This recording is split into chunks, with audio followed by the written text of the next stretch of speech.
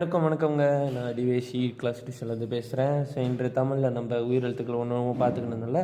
So நான் போன வகுப்பில் வந்து ஏ எப்படி எழுதுறதுன்னு சொல்லி கொடுத்துருந்தேன். இல்லை ஏ எப்படி எழுதுறதுன்னு சொல்லி கொடுத்தேன். இன்று வந்து நம்ம நெடியில் ஏ எப்படி எழுதுறதுன்னு பார்க்க போகிறோங்க. ஏ. ஸோ இப்போ நான் வந்துட்டு உங்களுக்கு காட்டுறேன். ஒரு இதை நான் வந்து டெமோ காட்டுறேன் பாருங்கள். ஏயை அது ஏ நம்ம எப்படி எழுதுன தெரியுமாங்க. இப்படி போயிட்டு இப்படி வந்துட்டு மேலே சுழிச்சிட்டு இப்படி கீழே இறக்கணுமா. இது ஏயா, அதே தாங்க. ஏ இப்படி கீழே இருக்குன்னா இது ஏங்க. பாருங்கள், நல்லா பாருங்கள். இப்படி எழுதணுமா சுழிச்சிட்டு இப்படி நான் கொண்டு வந்தோம். இதே நம்ம குறியில் ஏ எழுதுறது. அதையே நீங்கள் இப்படி கீழே எழுத்திக்கிங்க, இது ஏயா ஆயிரும்.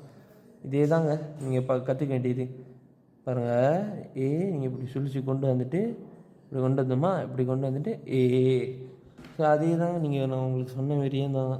ஒரு புத்தகத்தை நீங்கள் தயார் பண்ணிக்கிட்டீங்கன்னா தினமும் நீங்கள் செய்ய செய்ய செய்ய நீங்கள் வந்துட்டு உங்களுக்கு ஒவ்வொரு வாட்டியும் நீங்கள் இம்ப்ரூவ் ஆவீங்க.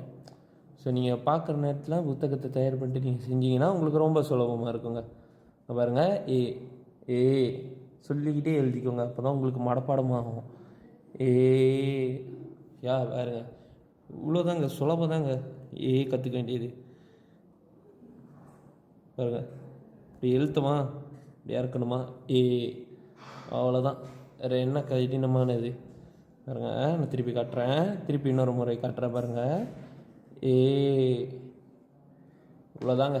இதில் கடினமே இல்லைங்க. பாருங்கள், சொல்லிக்கிட்டே தினமும் எழுதுனீங்கன்னா உங்களுக்கு இன்னும் சுலபமாக இருக்குங்க. ஸோ நான் வந்துட்டு அடுத்த வகுப்பில் உங்களுக்கு ஐ எப்படி எழுதுன்னு நான் சொல்லிக் கொடுக்க போகிறேங்க.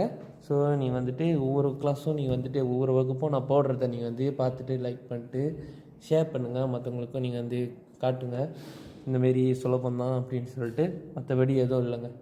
ஸோ நம்ம அடுத்த வகுப்பில் உங்களை சந்திக்கிறேன். நான் கிளாஸ் டியூஷனில் வந்து டிவைஸ் பேசுகிறேன். நன்றி.